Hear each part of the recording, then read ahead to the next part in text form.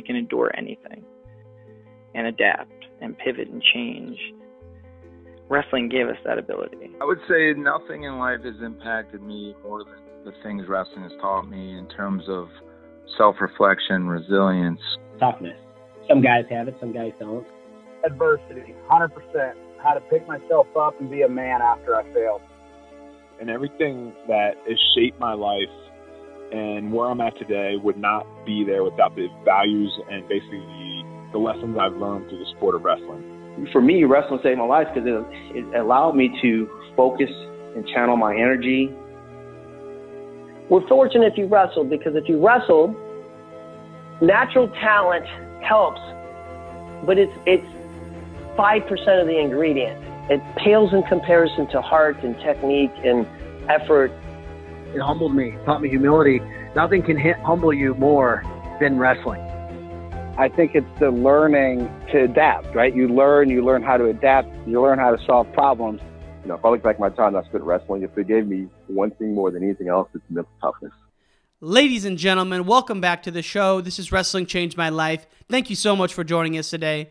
My guest today is Jon Reader, who's the head assistant coach for the Wisconsin Badgers. He was also a national champion back in his competitive days.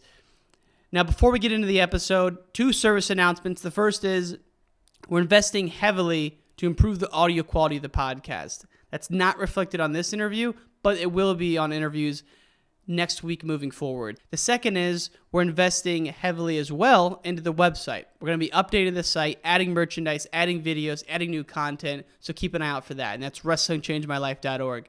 That's where you can find all past episodes of the show. Now, without further ado, let's take you to this interview with Jon Reader in Madison, Wisconsin. Let's do it, man. So you're back from your travels, man. Where were you just at? So I just got back, literally just stepped off of a flight from California. So I spent a couple days in New Hampshire on the East Coast, and I flew directly over to California. I was in Southern California, doing a couple camps in each location. So a little bit busy, but man, been a really neat couple days. So what's it like going to these schools, representing the Big Ten, man? And do you enjoy doing those types of camps? You know what? And I truly believe I enjoy it. I really, really enjoy doing camps and clinics all throughout the country, all summer long. We're in the business of impacting kids, and I really, really enjoy it. I get to meet some really neat people that are influencers and people that impact these kids. And every time I go to a clinic or a camp, wherever it is, I feel like my family gets a little bit bigger. And a prime example of that is the last 2 camps I've done the last couple of days. These people are so they're just amazing people. They're impacting these kids, and we built a really good relationship right away. And these are people I love to be around, and it was a lot of fun. So I actually got to spend the last couple of days at both camps with Coach Bono as well. So it was a lot of fun, a lot of energy, and you get to put the 2 of us together. It's a lot of energy, so it was fun. Yeah, I mean, Coach Bono's the man, and powerful Coach Bono. That was a great conversation we had.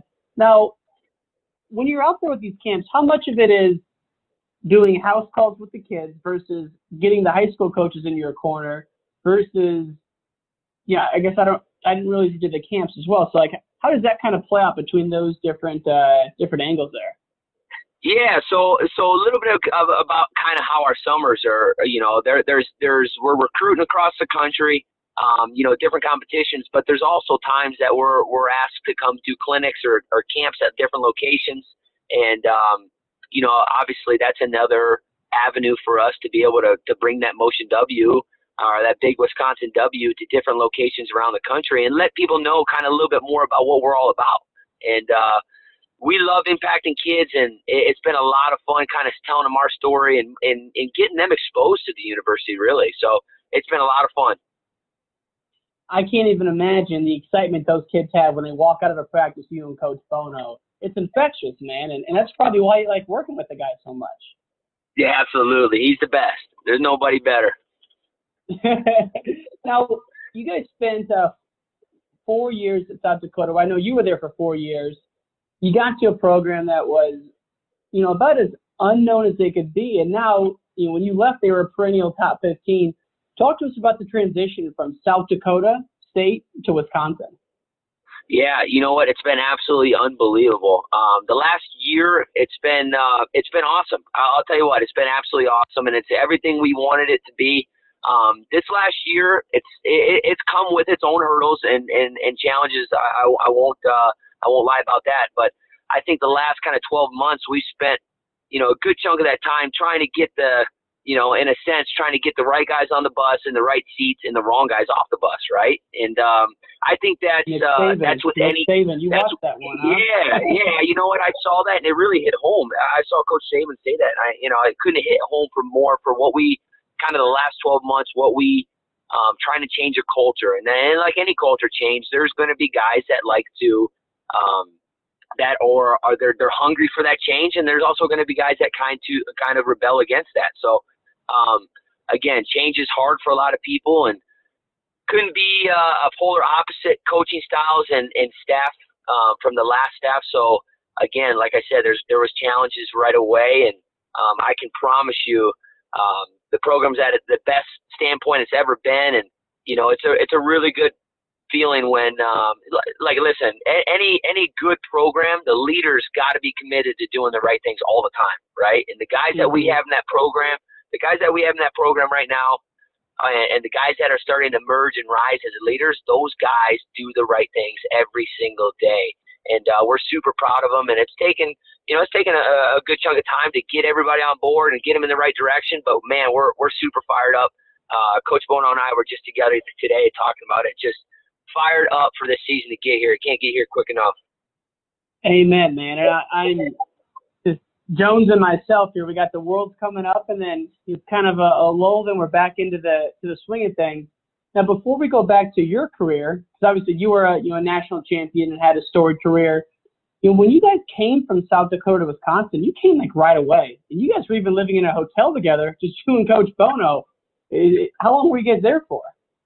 We were there for 50-some days, I believe, together in a hotel room. And, for me and him, that's no problem. That's no problem. And most people would be like, wow, that's got to be a challenge in its own. And it really wasn't. We're so close. The guy's my best friend. So it was easy. We were so motivated to get our feet on the ground, and we were just hungry. We were hungry to get this program going. So we were fired up to get here. The transition for our families has been seamless. Madison is an unbelievable town to live in. I'll put this college town up against any college town in the country. I mean, it's elite level athletic school, academic school at the heart of the city. And then you have infinite options to kind of find your niche within Madison, which is really neat. As a young parent, I got two kids, and it's been amazing to help my kids have opportunities around whatever they want to do. It's great for them. So a lot of opportunities for them, and Madison, the transition's been smooth. It's been real smooth. It's an unbelievable college town, and if you really want that Big Ten feel, which of course the guys you're recruiting, you probably don't care that much about it. They're so narrow, so lasered in and focused, but man, like the environment there is so fun.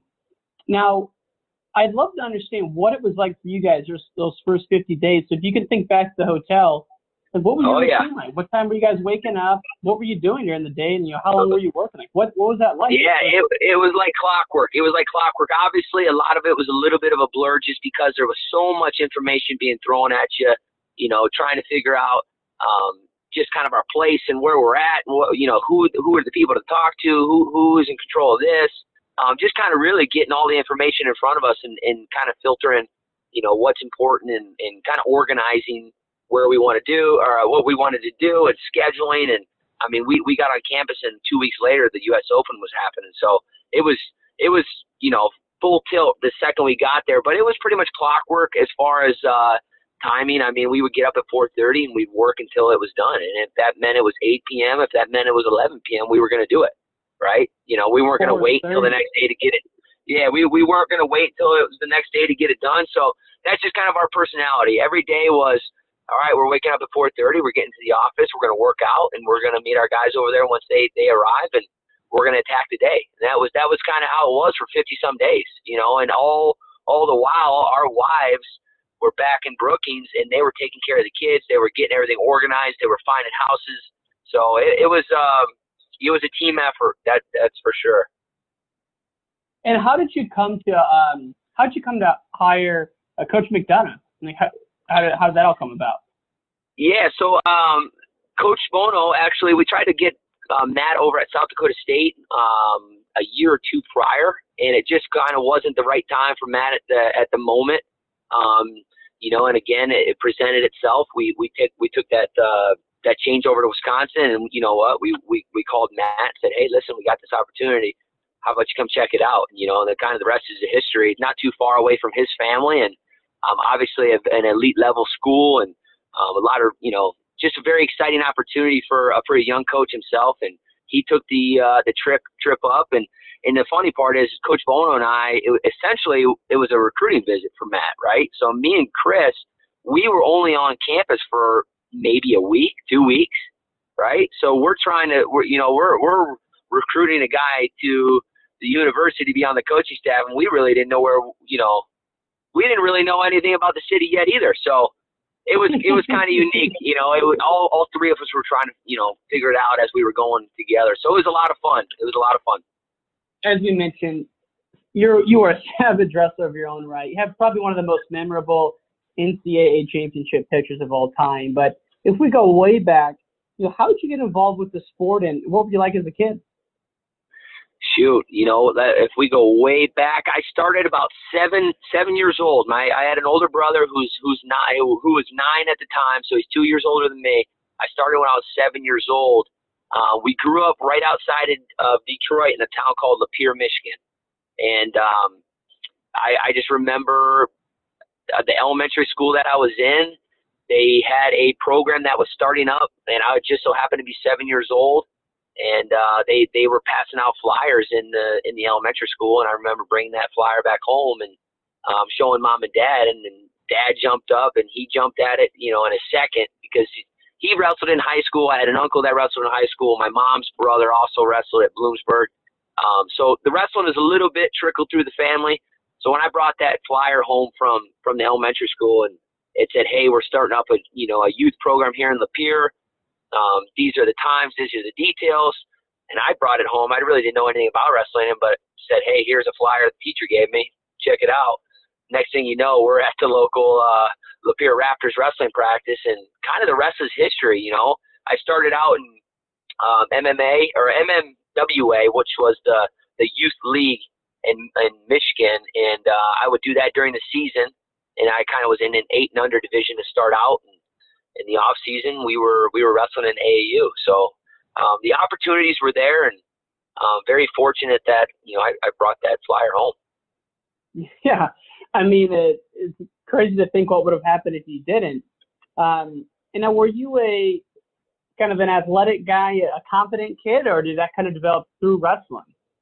Yeah, I think I was always a physical kid. I always kind of just a lot of energy, and I had an older brother too that I think he's a lot to give some credit to. The one that was making me a little bit tougher, I always had, how that older brother goes, beat up a little bit.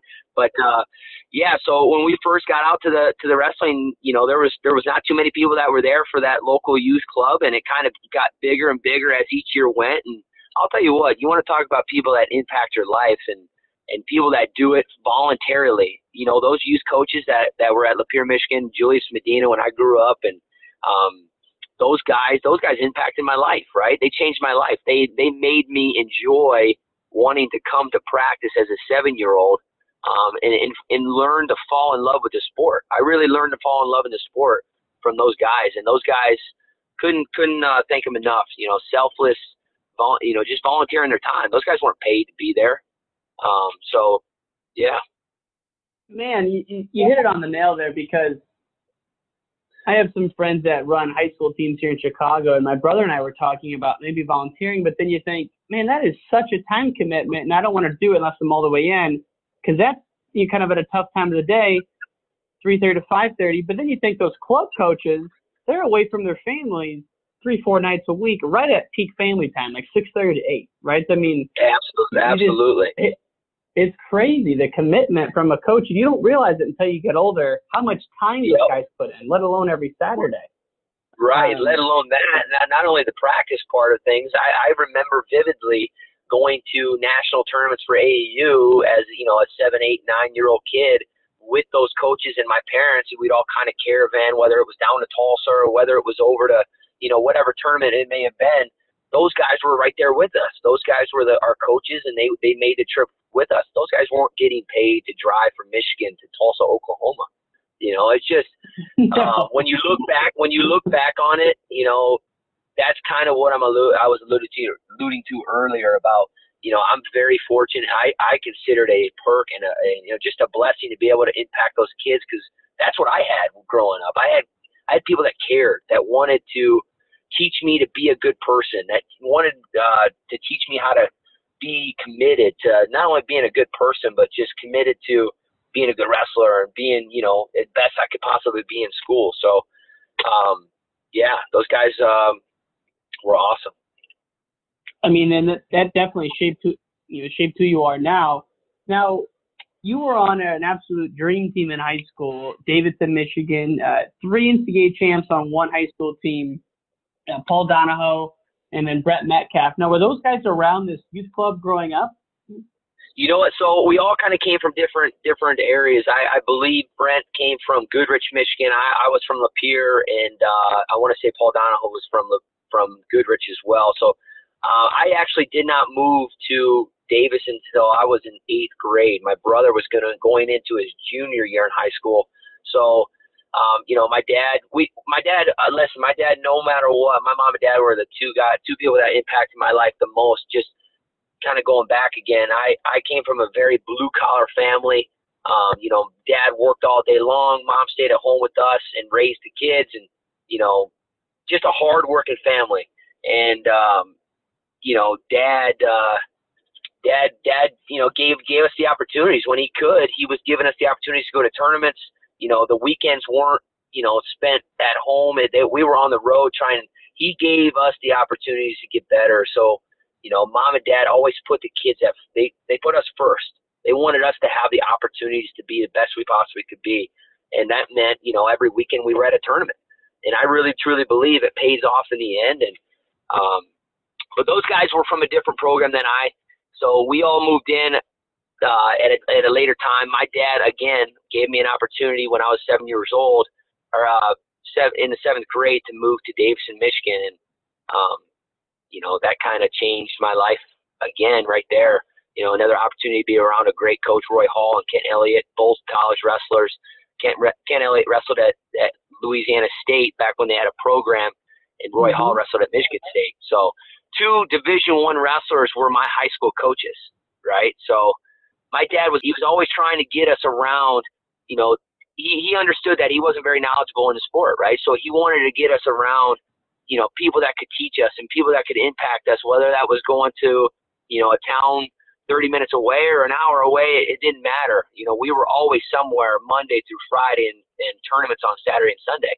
So we kind of got around Roy and Kent when I was a little bit younger, and, the opportunity came up that my parents could move to Davidson, and they moved to Davidson in my 7th and 8th grade year, and the rest is history. So, again, very, very blessed to have been a part of that program. It really taught me, as a high schooler, kind of what I was saying before, how to be committed to being the best I could be in the wrestling room, in the classroom, and being a good person.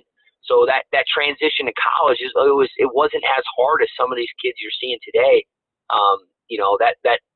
That transition from high school to college is difficult for some kids because they're not used to that. They're not used to that. It's an everyday commitment to being the best version of yourself. And I got preached that from a young age from my parents, and then right into high school, and from high school right into college, from college right into me trying to be a coach and impact these kids. So it's been seamless in a way. So, well, I think it's probably because you live the right life, and yet you do the things each and every day. And if I ever need a boost of motivation, I just go to your Twitter, man. The things you're putting out are, man, it's awesome, and I can only imagine how your kids feel.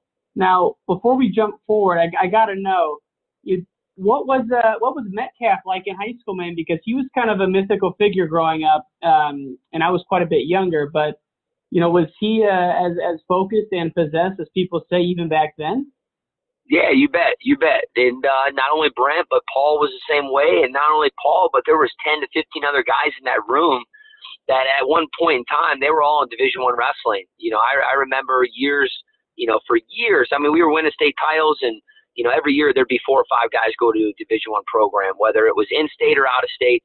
And that was an every year occurrence. And it wasn't something out of the normal for 4 or 5 guys to go to a Division I program. So I was, from a young age, as an incoming 8th grader, I seen what these guys were doing. They were putting me under their wing and saying, hey, this is what you got to do, Brent. You're going to do them full maximum effort, and you're gonna show up 15 minutes before practice. You're going to do this. You're going to do X, Y, and Z.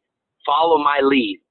And there was a lot of guys in that room that just outside of us 3 that were really, really talented. So it was, again, like I had a lot of examples in that room. And how did you get to Iowa State? I'm sure there were a lot of schools knocking on your door. Like, who were some of the ones you were considering outside of Iowa State, and how did you end up getting there? So, kind of a long story short, my 5 schools that I had it down to were Iowa State, Oklahoma State, Minnesota, Nebraska, and Virginia Tech when Coach Brands was down at Virginia Tech. And, all 5 schools, I was interested in all 5 schools, but a little bit back, when I was a senior in high school, and even earlier than that, I always had my dad, he subscribed to the Win magazine, to Amateur Wrestling News, and I always, loved flipping through the magazine, looking at the pictures. I wasn't really, I didn't really understand college wrestling yet. I didn't really know the figureheads. So it was really cool to see the pictures in there, and there always seemed to be Iowa State wrestlers all over in these magazines. It was Chris Bono, it was Joe Heskett, it was the Sanderson brothers, it was Derek Monsier, it was Nate Gallick, it was Kurt Backus, it was all those guys, Nick Castellano, it was all those guys that you've seen getting their hand raised in these magazines, and I always saw Iowa State all the time.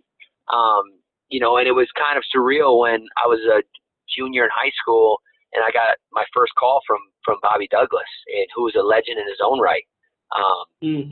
So kind of fast forward, I started to get recruited by Coach Bono when he was at Iowa State. The staff, when I started getting recruited by Iowa State, it was Coach Douglas. He was the head coach, and his right-hand man was Coach Bono, right? So, and his assistant there was Kale at the time. Kale had just won an Olympic title, right? And obviously everybody in the wrestling world, Kale was the big name at the time, and still is. But that was, it was kind of an unbelievable staff. And, so I started to build a relationship with Coach Bono. And as when I committed to Iowa State, that kind of, that staff dissolved, right? So when I committed to Iowa State as an incoming freshman, Bobby Douglas retired. Coach Bono took a job over at Tennessee Chattanooga, and Cale Sanderson took over as the head coach, right? So essentially, I got recruited by one full staff, and then I came in as a freshman. Cale took over as the head coach. And then I obviously had Cale for 3 years. My junior year, Coach Bono and Coach Jackson were there my junior year. So, so it was a whirlwind. I'm not going to lie. It was a whirlwind. And, you were getting recruited by all 5 schools. All of them were special in their own way, but it was something about Iowa State. When I stepped foot on that campus, I knew I could win a national title there. And, looking back now, I wouldn't change anything just because, the road it led me on is to where I'm at right now. And who knows if I would have went down a different route, if I'd be where I'm at, because I absolutely love where I'm at in life right now. We're happy. I met my wife at Iowa State, and we're having a blast. So, man, things are coming together right now. I mean, things are coming together. If you'd have gone to Virginia Tech, you probably would have had to transfer soon anyway because of that whole. So there's always a blessing in disguise, and I truly believe I had essentially 3 different head coaches in my college career. So I had Coach Douglas, I had Cale Sanderson, and I had Kevin Jackson. Those are 3 head coaches, and numerous assistant coaches along the way. So as a athlete, I truly looked at it as a blessing. I got to be exposed to a lot of really, really good, just really good wrestlers in the sport, and people that really taught me skills that helped me a ton, you know. And obviously, my relationship started when I was a senior with Coach Bono, when he started to recruit me just a little bit, and then he left. My junior year, he comes back to Iowa State, and that's where we hit it off, you know. That's where me and Coach Bono built our relationship. It started my junior year in college. Who outside of Coach Bono was a big influence on you when you were at Iowa State? Because, you know, I know Nick Fanthorpe was there. He was part of that #1 class, I believe, and he was an Illinois guy. And so there were probably so many studs there, the Paulsons. Like, who were the big influences on you there outside of the coaches, obviously? Yeah, so you made a great point. So that was a big reason why I also committed to Iowa State too. The 2005 recruiting class, I was in the class of 2006. In the 2005 recruiting class, Iowa State was ranked #1. They had the #1 recruiting class. Coach Douglas and Coach Bono and Kale, they all had the #1 recruiting class coming in that 2005 class. So that was really attractive for me as an incoming freshman. I wanted to be a part of something special. I wanted to be a team that was challenging for a trophy. So I saw what the potential could be at Iowa State, and but the day I stepped foot on campus, I'll never forget stories like this and people that really influenced you. Obviously, I had a lot of examples in that room between Varner and between Fanthorpe, Gallick, between all those names in that 2005 class and above. But I'll never forget one small example. I remember as an incoming freshman, and this guy was a senior on his way out, Nick Castellano. Okay, and one name that he's a Cyclone great. Didn't accomplish his goals. Wasn't an All-American, but I think was a blood round 3 or 4 times. And he was one guy that he always took me under his wing and always made me do extra after practice. And something that as an incoming freshman, you need that. You need that arm around you, and you need to be impacted in a positive way and say, hey, listen, this is how you're going to do it. You know, you're going to do 5 extra sprints with me, or you're going to come in on Sunday and you're going to drill for 30 minutes. We're going to work on your single leg or whatever it might be, and that as me personally, that's what I love. I love that. I love that structure. I love that discipline. And, I love that grind. I feel like that's my best version of myself when I'm living in that grind. And you say that a lot too. You mentioned a lot on Twitter about, the willingness to sacrifice and knowing that you have to go to those certain places. And, I can only imagine coming off of your junior year, you were an All-American your freshman year, All-American your sophomore year, your junior year, from what I read, injured and didn't place. But obviously you won your senior year, so you put it back together. But I'm just curious, those months in like April, May after your junior year had to be a tough time for you. Like, talk us through that. Where were you at mentally, and how did you kind of get back on the horse and turn it around to go 39-0 your senior year? Yeah. I'll tell you what, it was a dark place. It really was. It was, I'll never forget the feeling because it was dark. You go from, being a top 3, seed in the tournament with a chance to win the national title and guys that you had beat that year that won it. And you kind of, circumstances didn't allow you to accomplish your goal. That month or two after, it was really, you had to dig down deep and say, listen, let's put our foot forward and let's get back on the horse. And that's what I did. And I had a lot of guys around me, like Varner and, like Bono. Bono was one of my main training partners. People don't understand that. That guy was training his butt off. That guy had trained until he was, it felt like he was 50, but he trained forever. He trained forever, man. He was one of my main training partners, and he told me, and he was, like I said, he's my best friend, and it started from my junior year. He said, listen, it's not over. You have an opportunity. All you can ask for is an opportunity. You get back out there, you get healthy, and that was step number 1. I got healthy, and the next opportunity in front of me was to make a university world team. So I had another goal in mind. The next best thing for the summer was to make a university world team, and I ended up doing that. So having guys like Coach Bono and guys on the team that said, hey, listen, pick you back up and pick your pick your partner back up and let's go. So. And it's like just one day at a time, right? I mean, your first step was get healthy, right? Just get healthy. And then from there, it's, all right, refocus your goals. And so does goal setting play a big part on your daily life now and even how you run your program as a coach? Oh, no doubt about it. No doubt about it. Coach Bono and I we're big time believers in having a plan when we wake up. We can't wait to get to the office and get going. You know, it's there's a goal in mind, and every day we're trying to get, you know, this program one step further than what it was the day before. So absolutely, goal setting is a major part of our lives, and absolutely, and very, very important. Yeah, I mean, your energy is just crazy. I love it. I'm telling you, if you're a high school kid, I don't know how you can't be intrigued by the program. Now, what do you guys look for in a recruit?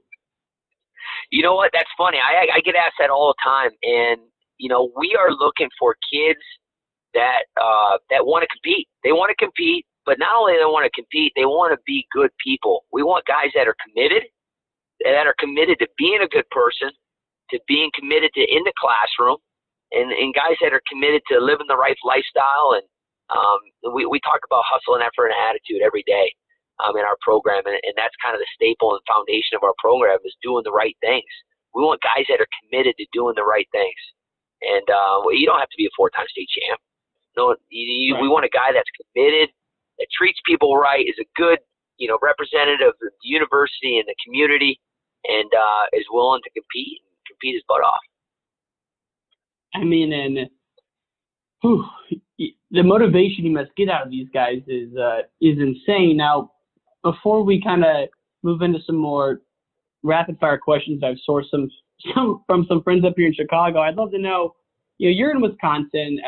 Ben Askren, a huge name in that state. I know he's on the RTC staff for you guys.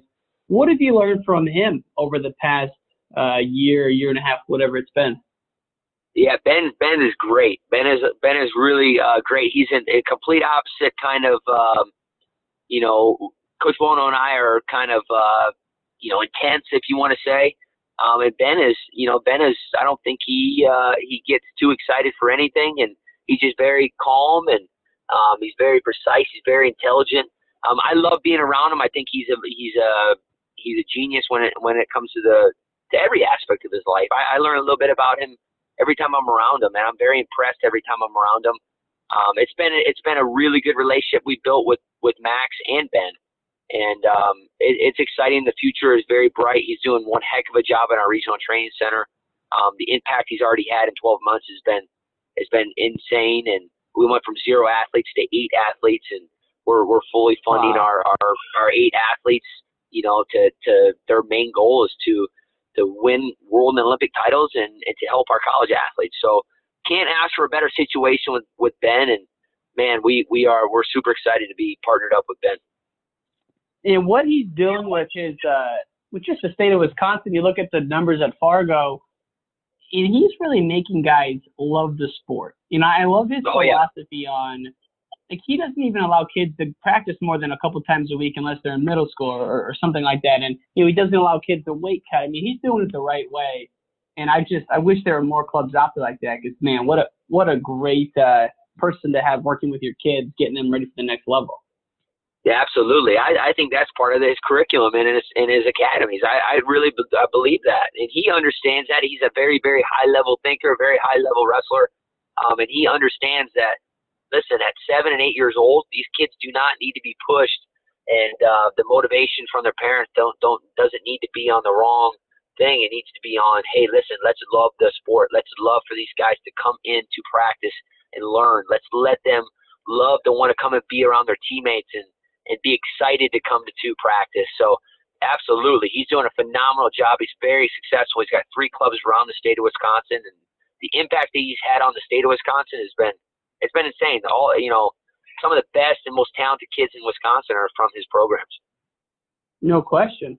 And then, you know, the academy scene right now is really exciting. You got Overtime in Chicago, which was one of the OGs, and you got, I can never remember the name of the club out in Minnesota, but this is just my own general Pinnacle. Yep. And this is just my own general wonderment.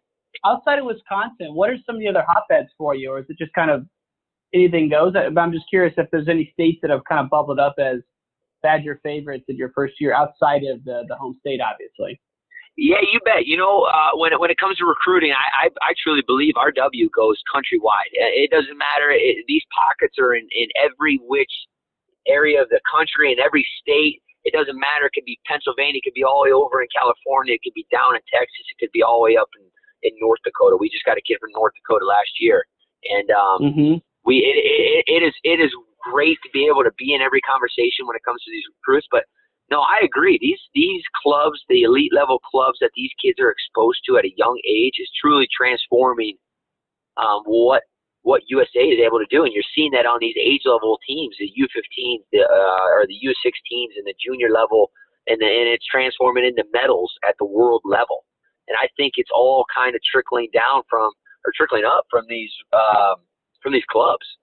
These kids are being formed and being raised in these clubs a lot like Askren Academy or the Young Guns or the Pinnacles or whatever it may be around the country. And then they're getting into, the middle schools, the high schools, and then the high schools, and they're winning medals. They're winning medals, which is exciting. I think this is a great era for USA. No question. And it's a lot of fun to watch. And just a couple of more kind of rapid fire questions, if you will, that I've sourced from some buddies up here, and then we'll wind things down. Is that okay, Coach? Yes, sir.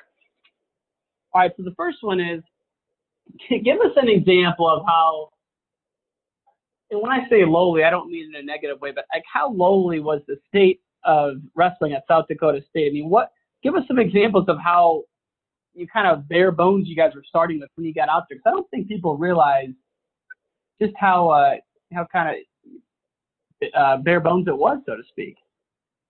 When it comes to what we were working with as a university, or just kind of the state as a whole?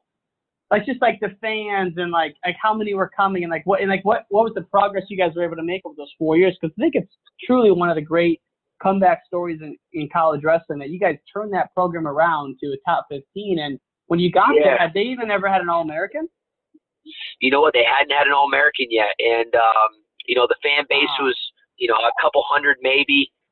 They had a lot of history in Division II. They had a lot of Division II history, and they had a lot of success. Once they transferred over to Division I, that's where they kind of started to struggle. Fan base, they're very passionate fans in Brookings, South Dakota. So they wanted that good wrestling program to be there. And those passionate fans were throughout the state. Now, when we got there, I'm very, very blessed that I started my coaching career at South Dakota State, because it showed me how to be a better coach. It really did. It showed me how to wear 10 different hats, whether it was Coach Bono and I were at one point, we were the only two guys on staff. And it was, listen, we are an extension of the marketing program. We're an extension of the ticket office, whatever it may be. We were out trying to raise money. How do we get this program to the next level? How do we keep continuing to promote this program and get it exposed to kids across the country? And Coach Bono did an unbelievable job of branding that program from the bottom up, from the ashes to what it was at top 12 in the country on year 6. And we were just starting to see kind of the fruit come to the top of year 5 and 6. We were starting to get really, really good recruits into South Dakota State. But it wasn't easy. I'll tell you, it wasn't easy. We had to figure out 10 different ways to get a yes, and it was, how do we figure this out? How do we grind this out and figure it out? And like I said, trying to get that program better each day was a struggle a little bit, but man, it was a lot of fun being able to learn for 4 years, and really that blue collar, that hard working attitude that we had at South Dakota State. We bring that over to Wisconsin, and it's been unbelievable. In year 1, we've had drastic changes in year 1 in this program that this program has never seen before. So it's very, very exciting. The future's bright, but man, that time at South Dakota State, we truly we were blessed with the opportunity to be there. And was it a hard conversation to get the to get your wife to want to move to South Dakota, or was she on board the whole time? You know what? My wife is amazing. You know, I'm biased, but I truly believe my wife is the best wife in the country, man. She's been with me through the low. She's been through the lows of my career and through the highs of my career, and she's been there since day one. And you know, she's unbelievable. She's unbelievable. She's always been, all right, let's go. You know, let's figure it out. Let's do it. You know, I know this is what you want. This is your passion, and I'm on board. You know, it's never been a no. It's always been let's go. So it's been a great ride, and she's been there all, you know, right next to my side the whole way. And you know, our families, me and the Bonos and our family are very, very close. We go on family vacation every year together, and it's been very easy for me to go to work every day. You know, when you got your best friend sitting at work and like, hey, let's go grind this out, man. Let's go get this program better. When you're building the program, you want your guys around you. You want guys that you enjoy going to work with. When I'm talking about your staff, you want guys that you love to go to war with, man. And then in Bono is that guy. I mean, can't speak highly enough about him. I told you he's my best friend, and do anything for him. And in every which way, I trust him with everything. And so it's been a heck of a ride, and he's given me an opportunity since I was a junior in high school or junior in college, and it's been a lot of fun to be next to him and learn from him. And like you said, the guy is he's just been an unbelievable mentor to me, and you know, he's taken me into his immediate family, with whether it's his dad and mom and brother and sister. I feel like his family's my family. You know, I talk to his family just as much as he does, probably. And for the listeners, Coach Bono was on the podcast. I think it's number 28. It is the most downloaded podcast ever. Definitely go give that a listen. That is worth every second of it. I appreciate that. And the thing that strikes me about that one is how different your freshman years in college were. Because, I mean, you came from a powerhouse program, and he came from a school in, you know, at the time Florida, you know, wasn't as, you know, well known as it is now. And he really struggled and had some of those moments coming through there that shaped who he was. And it sounds like you maybe had some of those same moments, but later in college. But regardless, man, it was a great podcast, and yeah, that's obviously how we got in touch. I gotta ask about this one, and the second to last question here, but I noticed you threw up a picture with Chris Dlia. I'm obsessed with Chris D'Elia. I mean, who are some of the who are some of the comedians that you like? And did you get to talk to him at all, or was it just some kind of random? That's a funny story. That is a funny story. So a little bit about how that happened. So we are on our way back from the NCAA tournament, I believe.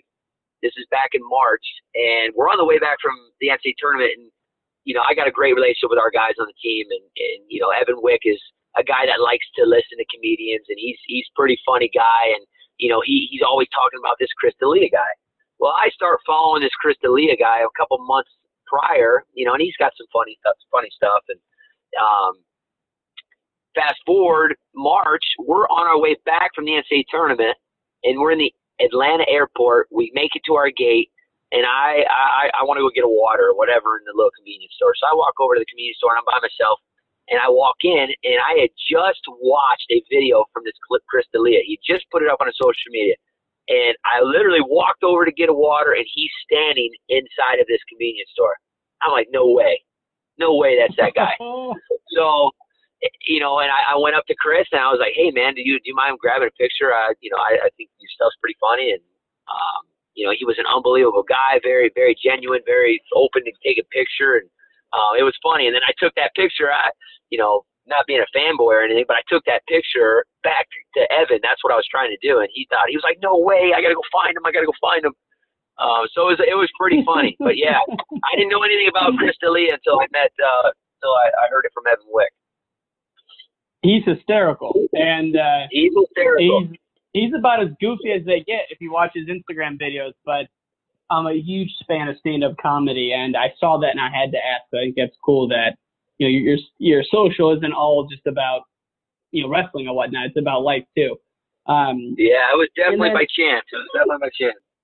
And you know, last question. It's what we always wind down with is, you know, if you had to look back and just kind of talk about how has wrestling changed your life and shaped who you are today? Like, what are some of the things you've distilled out from it over the years? Oh man, it's changed my life in every which way. I'm not sure where I would be without wrestling.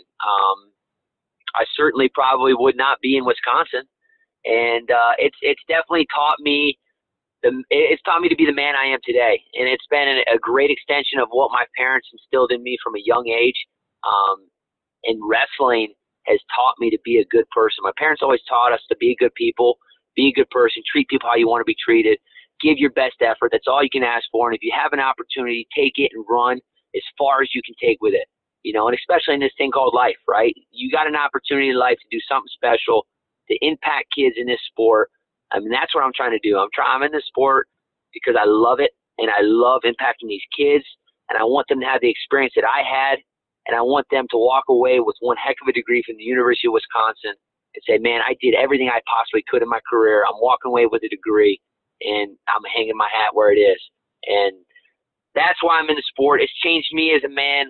And I'm trying to give back to these guys every single day. And it doesn't even have to be our wrestlers. I want our guys to love to be good people, be committed to being good people in the community, whether it's opening a door, man, or whether it's just telling somebody thank you for something, or whether it's, you know, whatever it may be a good person. When they see that, when they see you and they see you coming and you're a Wisconsin wrestler, they know you are a good person. That's what we're all about at Wisconsin. You're going to get our max effort in everything we do, and we're good people.